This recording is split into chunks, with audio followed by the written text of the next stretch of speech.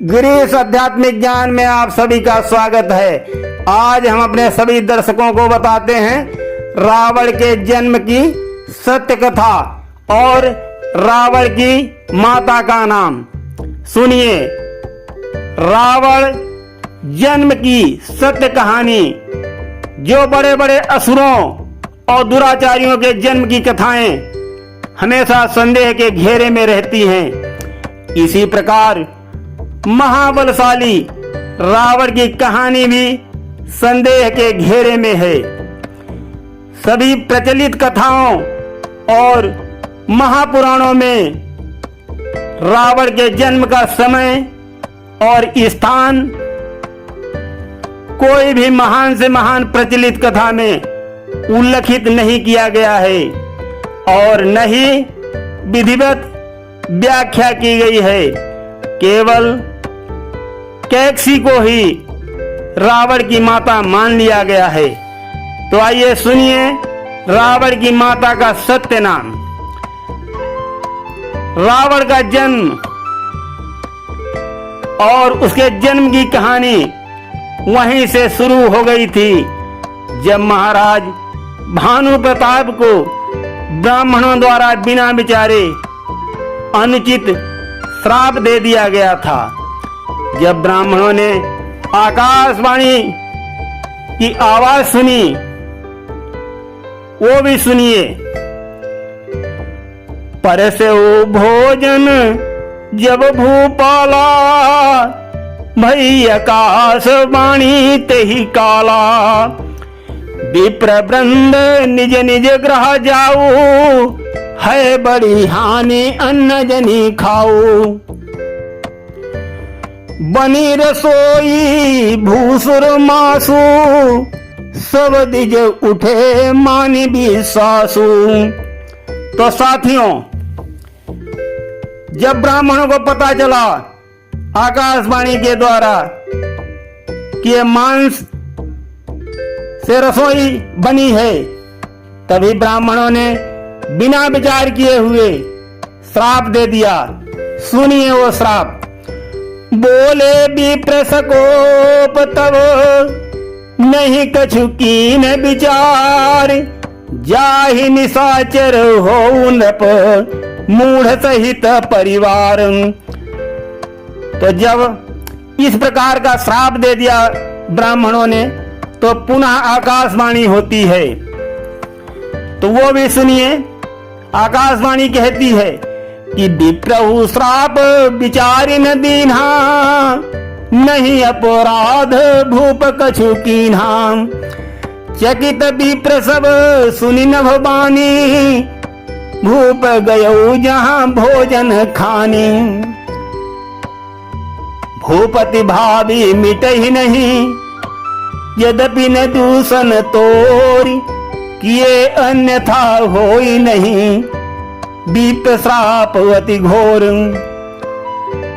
तो दोस्तों, यहाँ पर ब्राह्मणों ने फिर से जब आकाशवाणी की आवाज सुनी, क्या आपने बिना विचारे ही निर्दोष राजा को श्राप दे दिया है, तब वो पछतावा करते हैं, कहते हैं कि हे राजन, आपका दोष नहीं है, किंतु ब्राह्मणों का श्राप मिथ्या नहीं हो सकता।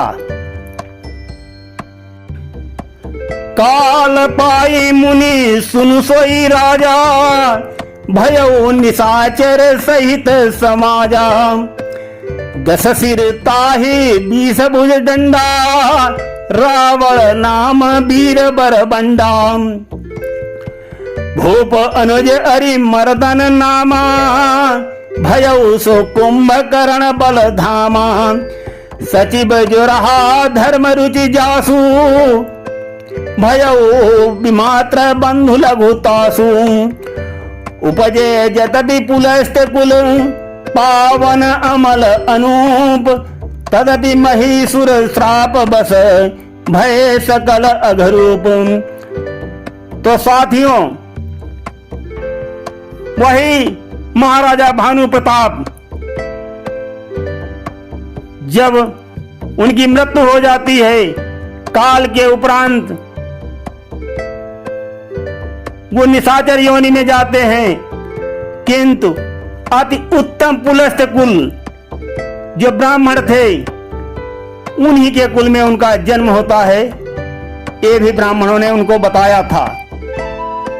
सुनते रहिए साथियों, सुनिए अब मुख्य कथा प्रारंभ होती है। एक बार की बात है, परम पूजनीय प्रजापति ब्रह्मा जी की महासभा में उनके पुत्र श्री पुलस्त जी अपने पुत्र विश्वाश्रवा के साथ पधारे।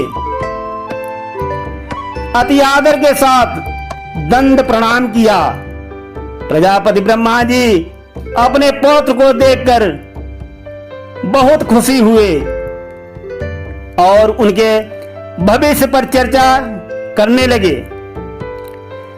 चर्चा में सामने आया कि श्री विश्वाश्रवा एक महान बलशाली विद्वान वैज्ञानिक बनेंगे, किंतु कुछ महा अवगुणों की भी रेखा उनके हाथों में दिख रही थी। विश्वाश्रवा हमारे उत्तम कुल को नष्ट करेंगे और धर्म को कलंकित करेंगे। विश्वाश्रवा की संतानें असुर प्रजाति की महाबलशाली, दुराचारी एवं देवताओं को सताने वाली होंगी।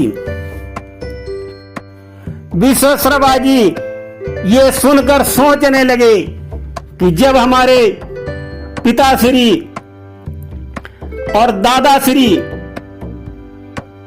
को हमारी संतानों के बारे में पता है कि वो दुराचारी और अन्यायी होंगी, तब इनको उस लड़की का नाम भी मालूम होगा कि जिस लड़की से मेरी शादी होगी।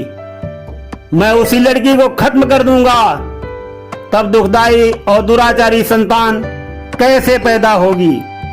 तो विश्वाश्रवा ने अपने मन में विचार कर लिया और अपने दादाश्री और पिताश्री से उस लड़की का नाम और स्थान जानने का आग्रह किया। काफी प्रयास के बाद बार बार आग्रह करने पर उनके दादाश्री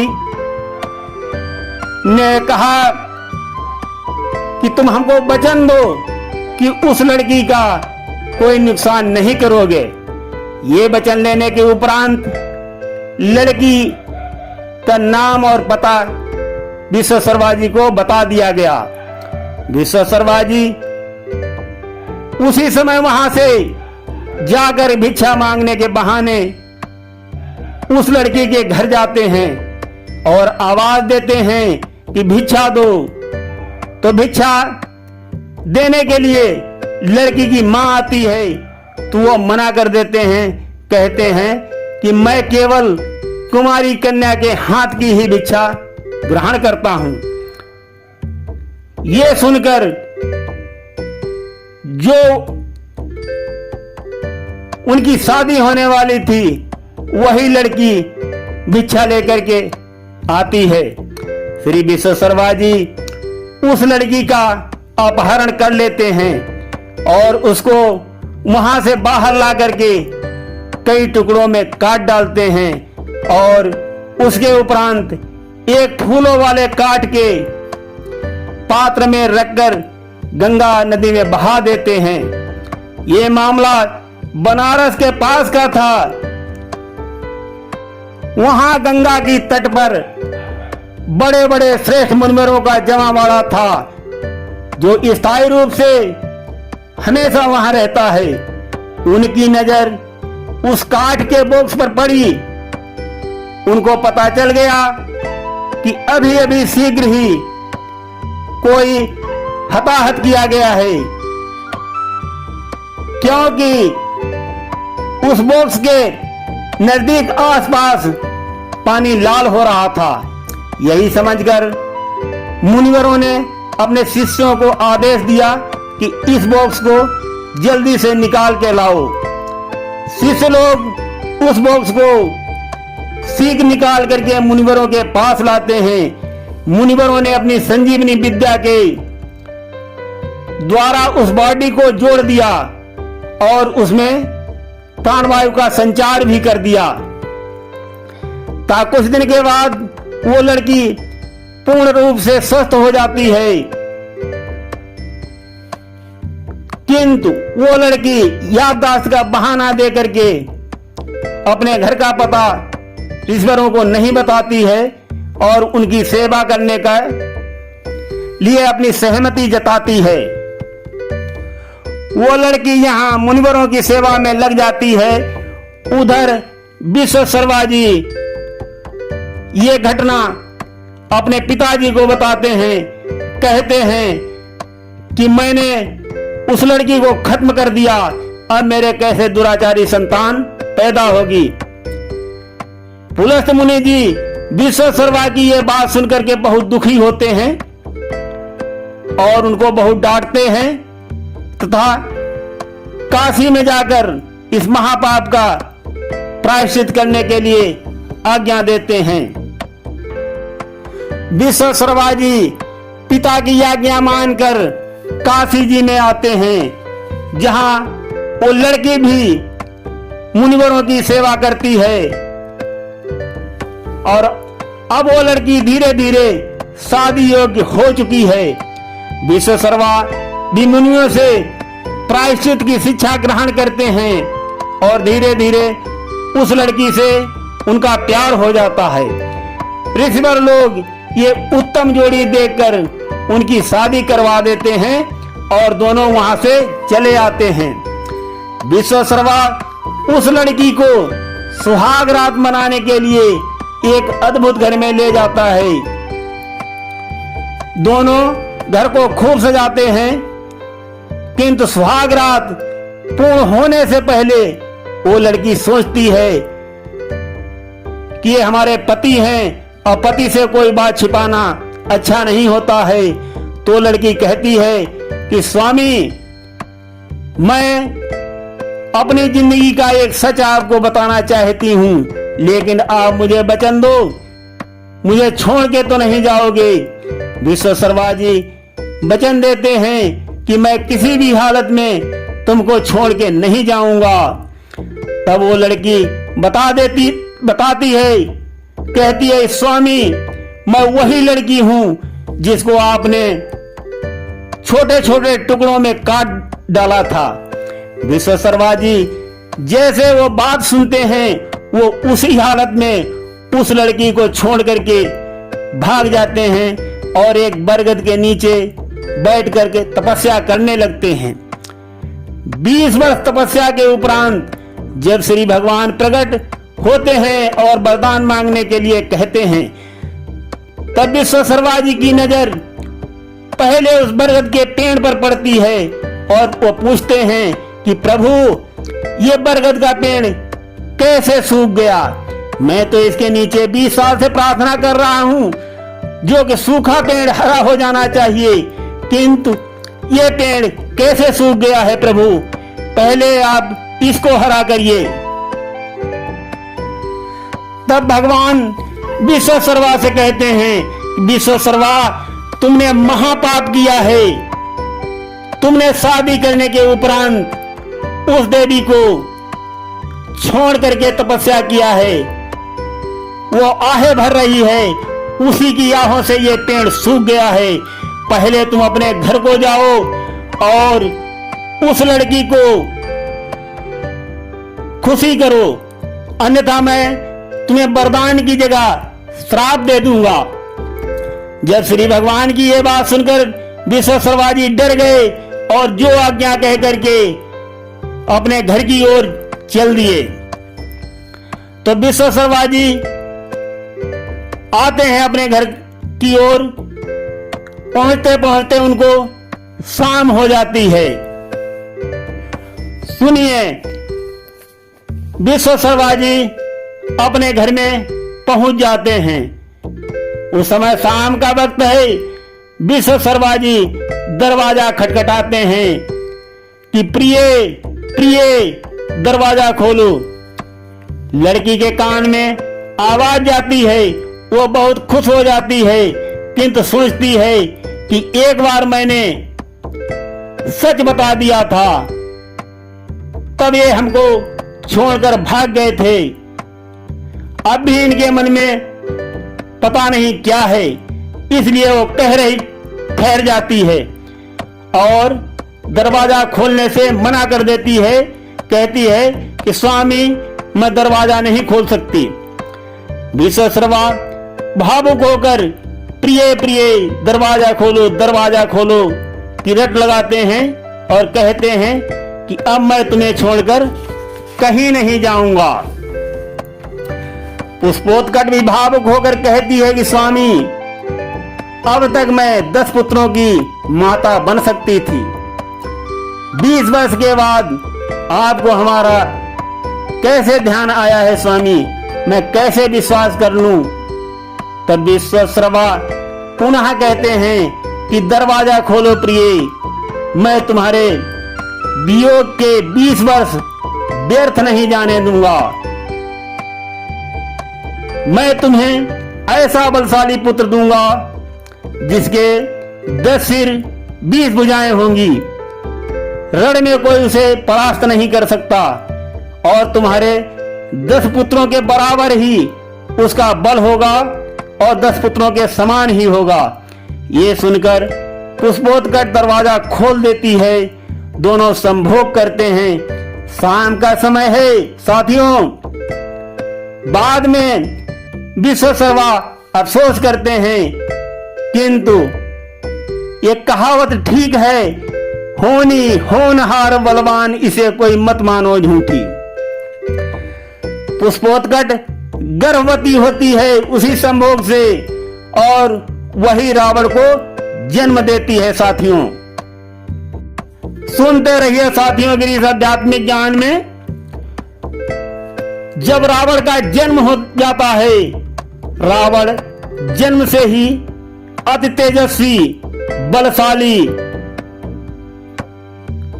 था, किंतु समय की गति के अनुसार उसमें कूट कूट आसुरी अवगुण भी भरे थे। दुराचारी और आसुरी शक्ति की नीतियां उसकी प्रबल हो रही थी शुरुआत से ही। और यहाँ कैकसी के माता पिता सुमाली और उसके 2 भाई माली माल्यवंत उस समय के सबसे शक्तिशाली असुर थे। वो सोच रहे हैं, चिंतित हैं कि रावण भी महाअसुर है, बिना रावण के हम लोगों का शक्ति क्षीण हो जाएगी। इसलिए वो किसी प्रकार रावण को अपनाना चाहते हैं, तो प्लान बनाते हैं रावण को चुराने का। किंतु विश्वश्रवा के सामने उनका साहस नहीं है कि वो रावण का अपहरण कर सके। तब उन्होंने सोचा, जो कैकसी अत्यंत सुंदर है और सुमाली की बेटी है, उसको विश्वश्रवा को मोहित करने का सुझाव दिया। विश्वश्रवा अत्यंत बलशाली और सुंदर नवयुवक थे। कैकसी तुरंत सहमत हो गई और ऐसा करने में सफलता भी पा ली।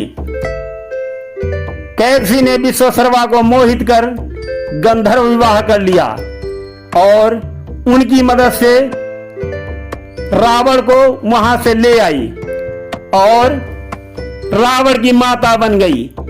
कैकसी रावण को मां के समान ही प्यार करती थी। ये बात हमेशा संदेह के घेरे में रही है और आज भी है। इस प्रकार रावण की उत्पत्ति हुई।